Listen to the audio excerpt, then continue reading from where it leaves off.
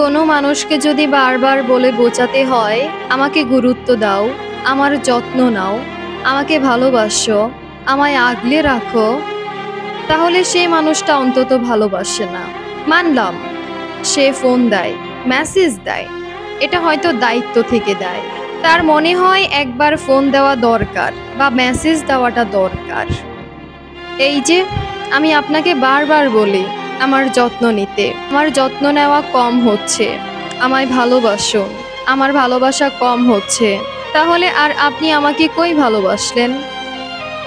আগের রাগ দেখাতেন, অধিকার দেখাতেন, আস্তে আস্তে সব ভুলে যাচ্ছেন, আমায় যত্ন নেওয়া ভুলে গেলেন। ভালোবাসেন কিনা আমি অন্তত বলতে পারছি না। আপনার থেকে এখন সব কিছুই আমার চেয়ে চেয়ে নিতে হয়। আমি জানি সম্পর্কটা আর আগের মতো নেই, তবুও সম্পর্কটা হয়তো কোনো কারণে টিকে আছে। এভাবে বলতে থাকলে বিশ্বাস করেন একদিন আমি এই সম্পর্কটা থেকে বেরিয়ে যাব।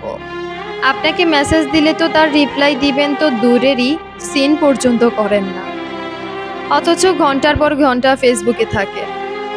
আর কিছু বললেই বলেন ব্যস্ত ছিলাম, আমার ভালো লাগে না। অজুহাতের তখন শেষ নেই। আজকাল ফোন দিয়ে আর কোনো কথাই নেই, অন্য ফোন নিয়ে ভিডিও দেখায় ব্যস্ত হয়ে পড়েন, অথচ অপর পাশে কেউ একজন যে আছে তার কথা আপনার মনেই থাকে না। আমার অসুখ হলে এখন আর জিগান না আমি ভালো আছি কিনা, সুস্থ আছি কিনা। বিশ্বাস করেন ছোট ছোট বিষয়গুলো আমাকে এত পরিমাণ কষ্ট দেয়, কি বলবো আর। আমি তো বলেই দিয়েছি, আপনার যদি মনে হয় আমাকে আর ভালো লাগতেছে না, আপনি আমাকে বলেন, কিন্তু এমন ব্যবহার আমি নিতে পারছি না। আমার বড্ড কষ্ট হয়। না আপনি ছাড়বেন, আবার না আপনি ধরবেন। এমন সম্পর্কগুলোতে যারা আছে তারা বুঝবে একই রকম রিলেশনশিপে থাকাটা কতটা যন্ত্রণা। এসব সম্পর্কগুলো অনেক বেশি কষ্টের হয়। না পারতেছি তাকে ধরতে, না পারতেছি তাকে রাখতে, না পারতেছি তাকে ছাড়তে।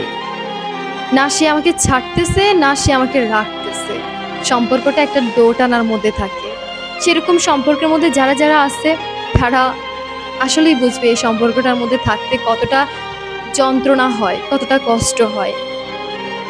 তো এরকম কোনো মানুষ যদি এই ভিডিওটা দেখে থাকেন অবশ্যই কমেন্ট করে যাবেন, আমি রিপ্লাই করব, কথা দিলাম।